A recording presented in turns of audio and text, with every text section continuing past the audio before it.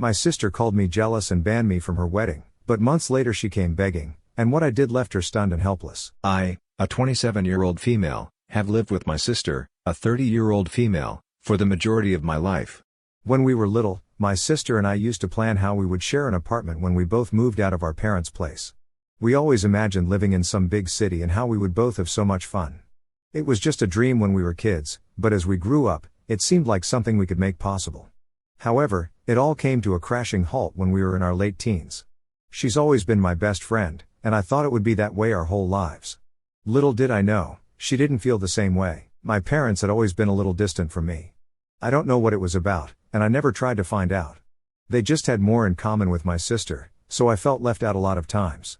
My parents and sister were academics, and I was all about the arts. I was an artist from a young age. I couldn't study for exams to save my life. My parents were very disappointed that I wouldn't be becoming a doctor like they had planned for me. I was bad at school, there's no other way to put it. I did try my best to appease my parents for as long as I could, but they were never satisfied with my hard work. I somehow graduated high school. My sister was already in medical school when I graduated high school. I decided not to go to college.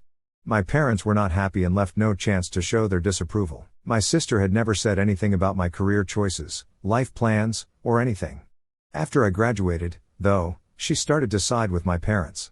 At first, I just thought she wanted me to make better choices and that it was for my own good. But I soon realized she was doing it all to get on the good side of our parents.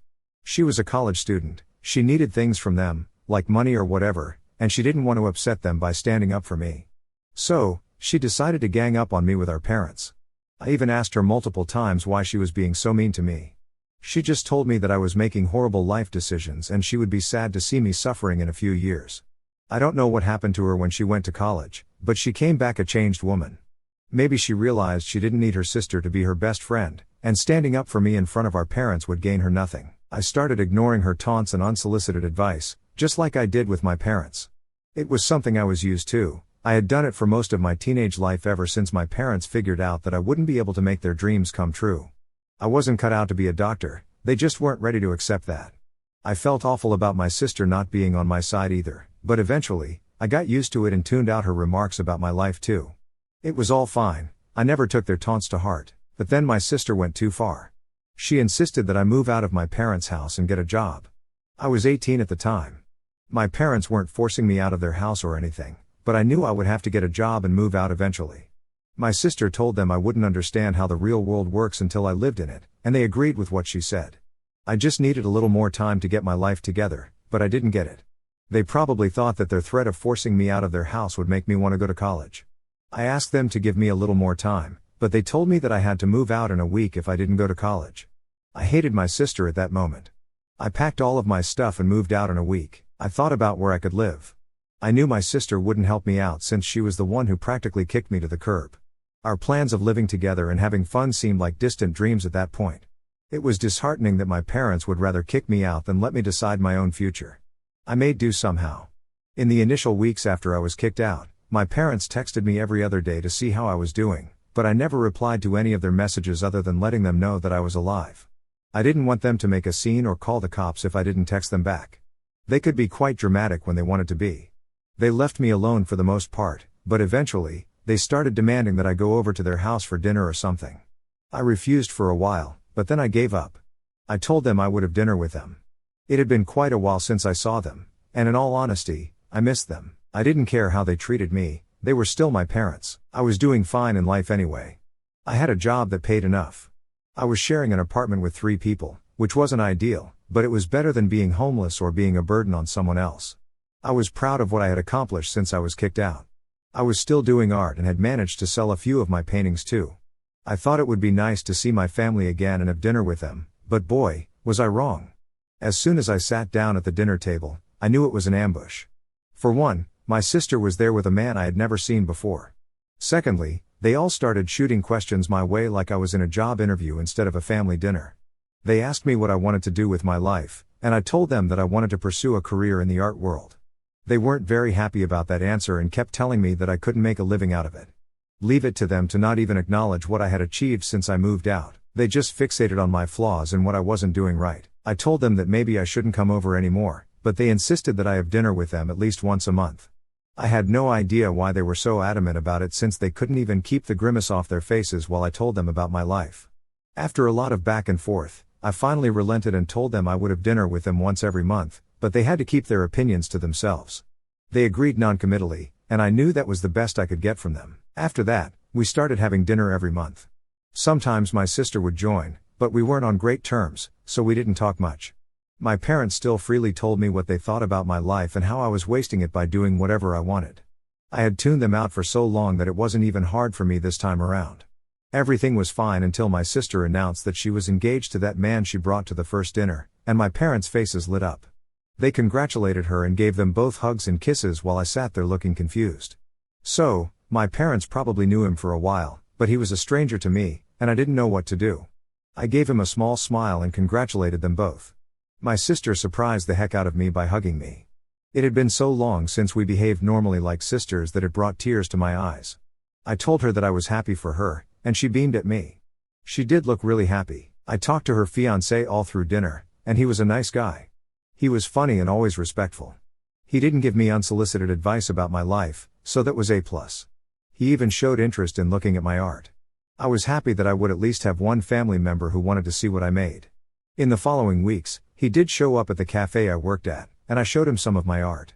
He even brought my sister the next time he came, and we had a nice lunch. I was feeling pretty good about him and my sister. They made a great couple, and my sister and I had been closer since she showed interest in my art. They both came to some of the dinners at my parents' place too, so I got to know him more. I wouldn't say I knew him well enough to call him my brother-in-law, but I was starting to feel comfortable around him. I would definitely be able to pick him out of a crowd. Their wedding date was nearing, and I was so excited for my sister. She was asking for my help with wedding preparations too, which I loved. Then something awful happened.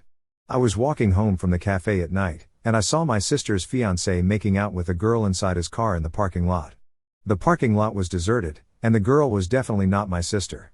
I felt disgusted with him and so horrible for my sister. I knew I had to tell her, but I was dreading it because she would be devastated. Before he could see me, I ran home, thinking about how I was going to break the news to my sister. I decided to not beat around the bush and just rip the bandage off. I didn't want to say anything over the phone, so I decided to tell her at our next dinner 2 days later. She came with her fiancé, which made the whole ordeal harder, but I got her alone in the kitchen. I told her all about my encounter with her fiancé and how I saw him cheating on her. She listened carefully, and just when I thought she would go and talk to him, she started yelling at me for being unsupportive of her. I stared at her in complete shock, but she kept on talking. She said that I was jealous of her because she accomplished more in life than me. She was a doctor, and I wasn't anything, and now she got engaged while I didn't even have a boyfriend. I told her that was not the case and I was just trying to tell her what I saw. She told me to shut up and asked her fiancé to take her home. I didn't say anything because I felt like an idiot at that point. I tried to help her, and she decided to make me the villain. She was ready to leave in a rage, but before she stepped out of the house, she told me that she didn't want to see me at her wedding and that I should stay away from her and her fiancé. I was the one angry at that point, so I told her that I wouldn't even come to her wedding if she begged me, so she could go right ahead and marry that cheating fiancé of hers. My parents told me to shut up and asked me to leave after they heard what I said.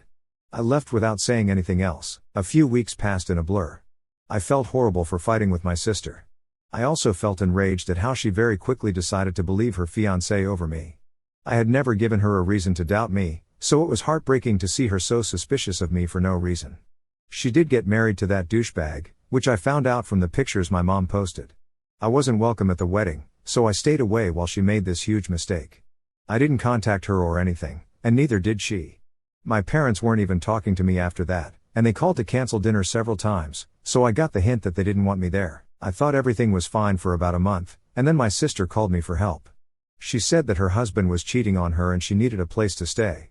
I was honestly moving on from that whole drama that happened with her, but her call made me angry all over again. I told her that she should have listened to me when I warned her about this, and she could get help from someone else now because I didn't want anything to do with her. I hung up the call, even though deep down I knew I should have heard what she had to say. Am I the asshole for not being supportive of my sister? A few days have passed since I got the call from my sister. I felt awful for turning her down. I was feeling petty, and I just wanted to scream "I told you so" in her face, but at the same time, I was feeling terrible about not helping her when she asked. I wanted to give her a call but kept putting it off because I didn't know what to say to her. I thought she would have moved out of her house and was probably staying with our parents. I just felt like she didn't deserve my help since she had been horrible to me since we were teenagers. She never had my back, so why should I run to help her out at the first possible turn? She could figure it out herself because she was the one who decided to trust her cheating husband over her own sister. I kept telling myself that she wouldn't need my help to make myself feel better about the situation, but it was getting worse and worse. I wasn't even sleeping because I was always thinking about what she might be going through. After a week, I finally gave up and called her, but she didn't pick up. I figured that she was upset with me for not helping her, so I called my parents and asked them where she was staying. They told me that she was staying with her husband. They sounded like they didn't know what was going on. I didn't think she would hide something like this from our parents, but they didn't sound very alarmed, so maybe she only told me. That made me feel smaller than ever because she was expecting me to help her, and I turned her down. I asked for her address from my parents, and they very reluctantly gave it to me. I warned them not to interfere in my life, but I didn't have time for their drama, so I hung up. I called my sister a few more times, but she wasn't picking up, and I felt immensely guilty. I was not the person who doesn't help others, but I had refused her help because I was being petty and small, and now I felt like I was in a hole for turning her down. After I got my sister's address from my parents, I was nervous to reach out. She wasn't picking up my calls anyway, so I thought maybe she would kick me out if I showed up at her place. I had no idea why she was still staying with her husband when she knew that he was cheating. Maybe they resolved their issues, and he wasn't cheating anymore. I highly doubted that, but I really wanted to think positively. I also didn't really want to get involved again after she had made it clear that she didn't want me near her or her husband. I was actively trying to talk myself out of it because I didn't want to get humiliated again by wanting what was best for her. In the end, though, I decided that I could handle being humiliated if I got to help my sister out. One of us had to leave our ego behind, and I decided that I could be that person and take the first step. I went to her place, and her dear old husband answered the door. He immediately told me that they didn't want to see me, so I should go away. I already didn't like him, so there was no reason for me to be nice to him. I told him that I wanted to see my sister and not him, so he could take a walk for all I cared. He told me that I wasn't welcome in their home and I was embarrassing myself. My sister finally came out after a few minutes of him yelling at me to leave them alone. She looked shocked to see me there and asked her husband to let me in. He was hesitant about it, so she told him that we would just have a chat. He finally let me in after my sister pleaded with him for like a solid 5 minutes. I didn't like what was going on. She didn't look like herself, she was being too polite and complacent. It wasn't in her nature to be like this, so I felt weird seeing her like that. She was smiling really too much for no reason and behaving abnormally. She led me to a spare room and told me that she couldn't talk to me in this house, but she would meet me somewhere and tell me everything. Red flags were flying all over the place, so I asked her to come with me to my place. She told me no and asked me to leave. She did tell me to meet her in a week at a cafe and asked me not to call her. I wasn't feeling good about leaving her there, but I had to because she was practically pushing me out of her house. I took one last look at her and left. A lot has happened since I last posted. After about 5 days since my visit with my sister, I got a call from an unknown number. It was my sister, and she asked me to meet her at a cafe near my house in the evening. Before I could ask her anything else, she hung up. I was getting scared because she was acting really shady. She had never done anything like this. She was quite opinionated and never took anything from anyone, so I kind of knew that something bad was going on. I was at that cafe before time because I really didn't want to miss her. She came after about half an hour and was all fidgety for some reason. I asked her to relax and tell me what was going on. She looked so upset, so I urged her to tell me everything so I could help her. I assured her that I would do anything I could and apologized for turning her down before. That was all it took, and she started crying. She told me that she was sorry for not listening to me before and that she had made a massive mistake by marrying him. She told me that she knew he had been cheating on her before their wedding, but he always said that they had an open relationship when she never agreed to an open relationship ever. He was gaslighting her into thinking that it was all normal and everyone was doing it.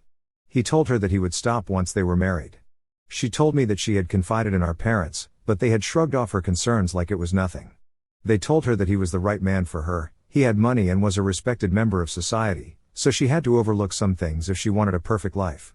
She was full on crying at this point, and my eyes weren't dry either. How could our parents say that to her after she told them that she was being cheated on? That was a horrifying thing to do to your own daughter. She told me that he hadn't stopped cheating and was becoming more and more aggressive with every day that passed. She told me that he took her phone away and kept threatening her. She told me that before she called me that day, she had called our parents, and they told her to suck it up and make it work. I couldn't believe my ears. I never thought our parents were those kinds of people. I thought they had been horrible to me only, but this was eye-opening, to say the least. I begged her to come with me, but she said that she couldn't do that right now. She assured me that she was safe and would contact me soon with some sort of plan to get out of this situation. I promised her that I would do anything for her, she just had to ask, and we left it at that. A few weeks went by without any contact with my sister, and I was getting anxious with every day that passed. I really wanted to get her out of that situation. It didn't sound like she was safe at all. Her husband knew that he had all the power since our parents weren't helping her, so I didn't trust him not to hurt her. I honestly didn't know what to do, so I called that unknown number a few times, but it was always off. I was counting on my sister to contact me again and let me know that she was okay. Then, after a few more excruciating days, I got a call from my sister. I just knew that something was off. I picked up the call, heard her crying, and went on high alert. I asked her what was going on, but she wasn't making any sense. She was saying a bunch of words in between sobs. At last, I understood when she asked if she could come to my place, and I told her yes immediately. I told her I could pick her up, but she asked me to drop a pin with my address, and she would be there an hour later. I saw her get out of her car in front of my apartment, and I let her inside. She was pretty shaken up, and I wondered if she had contacted mom and dad and was turned down again. Eventually, I got her to calm down, and she told me that her husband hit her. I was about to say something when she spoke again. She said that she called our parents for help, but they told her not to screw it up and make her marriage work. They told her that these things happen in a marriage, and I went blind with rage. I was seeing red when she confessed what had happened to her.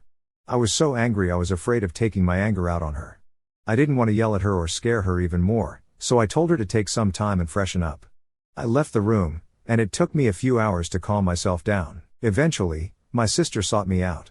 She was looking better than before but still very scared and vulnerable. I asked her to tell me what happened, and she did. She confronted him a couple of days ago about a woman he was seeing, and he lost his temper all of a sudden. She told me that he had never hurt her physically before, so she never expected it.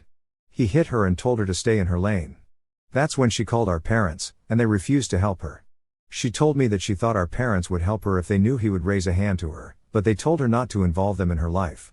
She was sobbing inconsolably by the end of it. I was so hurt on her behalf. She had been suffering too by listening to every one of their demands, while I was suffering by defying them. I told her that she didn't have to worry about anything anymore and that we would deal with it together. That seemed to bring her some relief. First and foremost, we went to the cops and reported her husband. Then we went to our parents' place, and I told them that my sister and I wanted nothing to do with them anymore and that they should lose our numbers. My sister didn't say anything. She looked like a scared little girl, and I felt for her. Our parents said a lot of things. It took us hours to finally get out of there, but we were both feeling significantly lighter after that.